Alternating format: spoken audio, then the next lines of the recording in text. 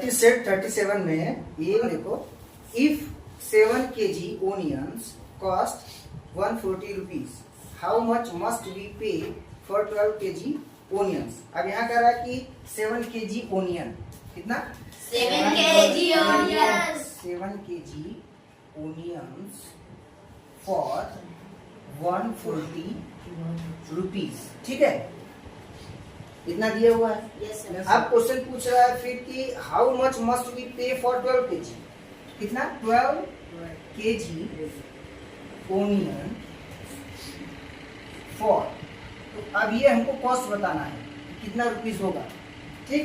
अब इसमें हमें क्या सोचना है, दिमाग क्या यूज करना है, इसमें देखना है कि ये प्रोपोर्शन कौन सा है। हालांकि यहाँ बुक में दिया हुआ है डायरेक्ट प्रोपोर्शन के बाद तुरंत ये एक्सरसाइज दिया हुआ, मतलब समझ में आ रहा है कि हाँ डायरेक्ट प्रोपोर्शन से सॉल्व हुआ, ये नियम लगेगा, लेकिन खुद का दिमाग सोचना है, क्योंकि जब यही क्वेश्चन मिसलेनियस में होगा तो समझना पड़ेगा कि कौन सा है। तो देखो पकड़ना कैसे है, जैसे 7 किलोग्राम ओनियन यानी कांदा है, यानी प्याज है 140 का, तो जनरली सोचो जैसे नॉर्मली ऐसे जाते हो बाजार में, तो जैसे 7 किलो का दाम 140 है तो 8 किलो का कितना हो, तो मतलब दाम कितना होगा का मतलब कि 140 से ज्यादा होगा कि कम, बढ़ेगा या घटेगा, बढ़ेगा।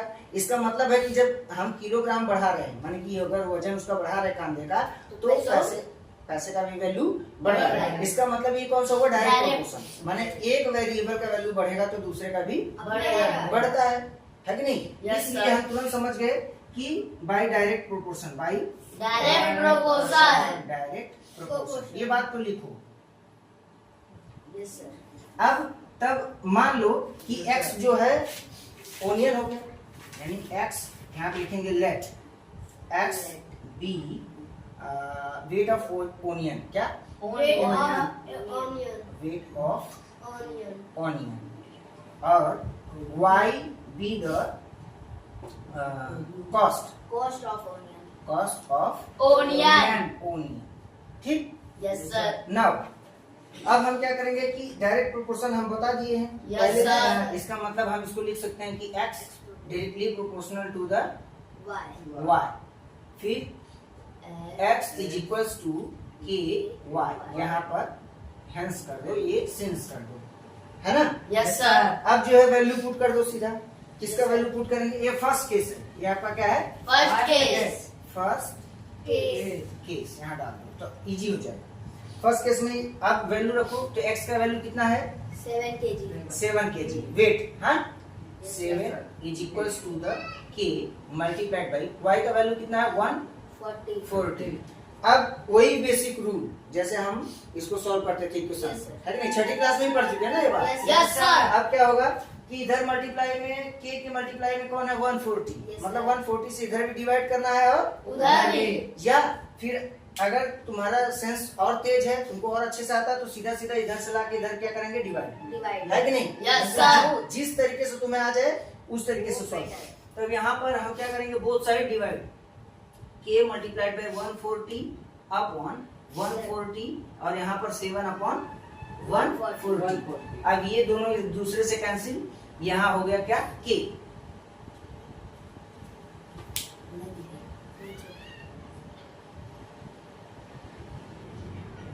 चलो देखो यहाँ तक बात समझ में आई।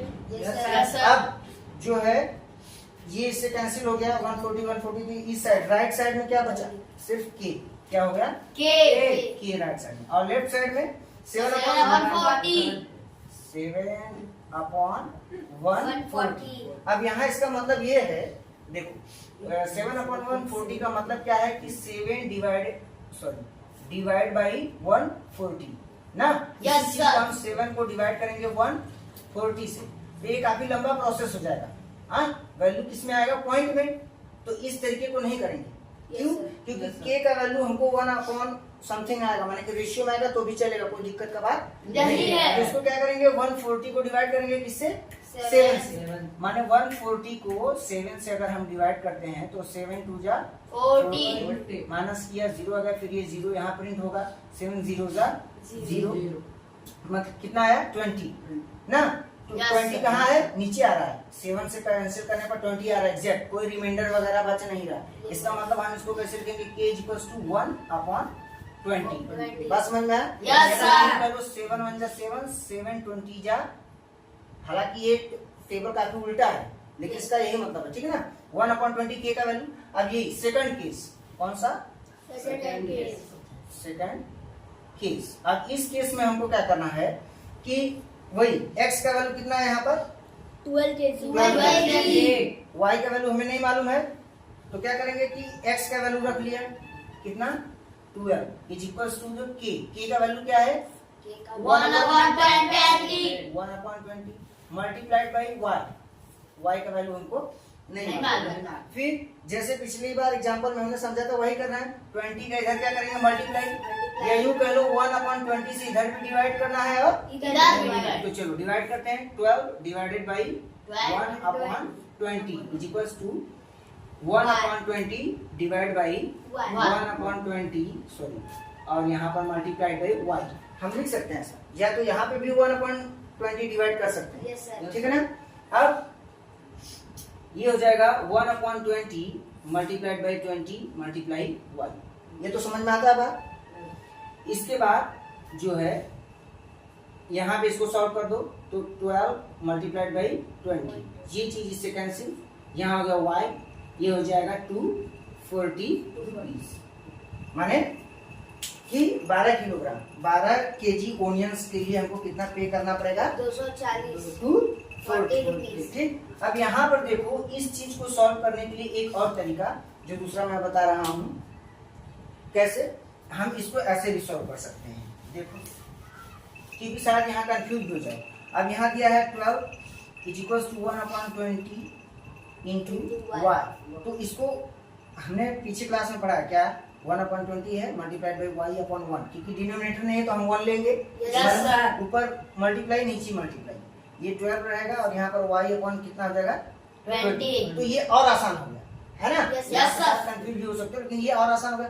अब क्या करेंगे 20 से इधर मल्टीप्लाई और 20 से उधर मल्टीप्लाई है कि नहीं, यहाँ पे डिवाइड कर रहा है वेरिएबल को, इसका Yes, मतलब sir. हमको क्या करना है अपोजिट साइन, क्या करना है मल्टीप्लाई, Opposite. मतलब y/20 मल्टीप्लाइड बाई 20 और यहाँ पर 12 मल्टीप्लाइड बाई 20, बहुत सारे मल्टीप्लाई किया Yes, sir.